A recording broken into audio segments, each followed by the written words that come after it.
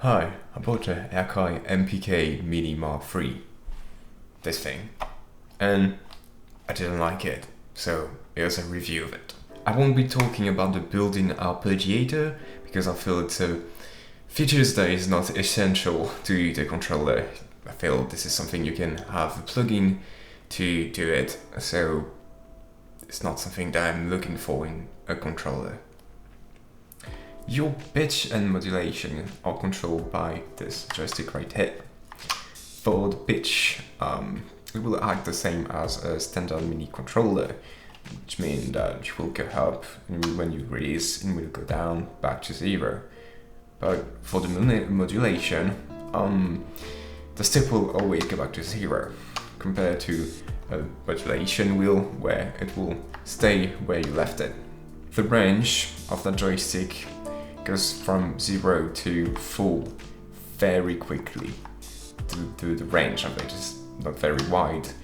That will make controlling exactly what you're doing a bit hard, and it will make the automation way less organic than the normal pitch and modulation wheel you'll be using on the MIDI controller. Yeah, I don't think you will be using this joystick too much unless there is really something you want to do with it, but otherwise it's just there.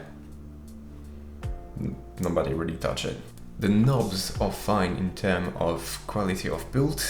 I like that they are pretty big, but on the other end it takes quite an effort to go from 0 to full, and I didn't see a way to change the encoder speed, so you're stuck with it. The keys.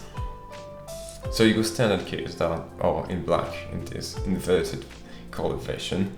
They're nice. They feel like any synthesizer you would have, like a full-size synthesizers. They feel pretty much the same. But the alto keys that are in right here feel very toyish.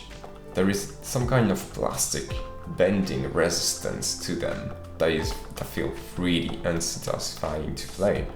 The display is nice to have some feedback on some values. For example, when you have those knobs into absolute mode, you can see which value they add when you move them. Also, you can see the velocity of the pads. Speaking about pads, let's go into them. That was the reason I chose the Akai over something like the Arturia Mini Lab. The pads were bigger. Some people said that they were better.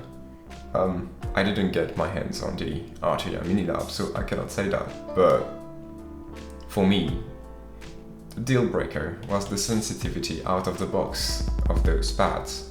You have to put a lot of pressure on it to activate them, and this is not something that you can correct in software. It's an hardware problem. When I typed my problem on YouTube, I actually saw some people ripping apart their MIDI controller to access the pads layout and put some electrical tape on it, so it triggers a lot better, at least in a more tactile way.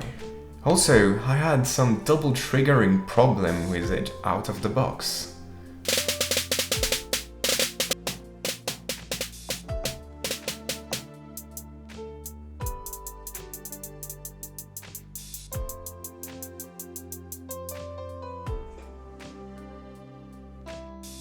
And, well, I'm not a finger drummer person. This is the first time getting something to finger drum with, so maybe it's better for some people to be less sensitive. But if I have to smash the pads for them to activate, it gets really random at which velocity I'm playing with.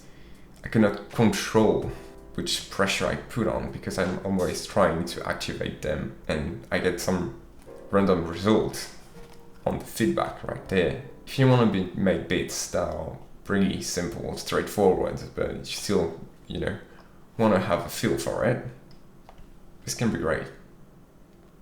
Well, at least, okay, I wanted something more in-depth, so I could maybe do some ghost notes, maybe trying to play with the velocity a bit, and I cannot do that with this, so Here's the thing. If the pads are not good, should you really take this MIDI controller over something like the Arturia Mini Lab that have a better keypad, keys, a pitch and modulation control, more knobs? The only thing that this Akai have over the Arturia Mini Lab is the weight. This weight 2 times less than the actual Arturia Mini Lab, so maybe for transport this can be better, but that's it. Alright, that's it for the Akai MK3 Mini. I hope to see you in another video, and thank you for watching.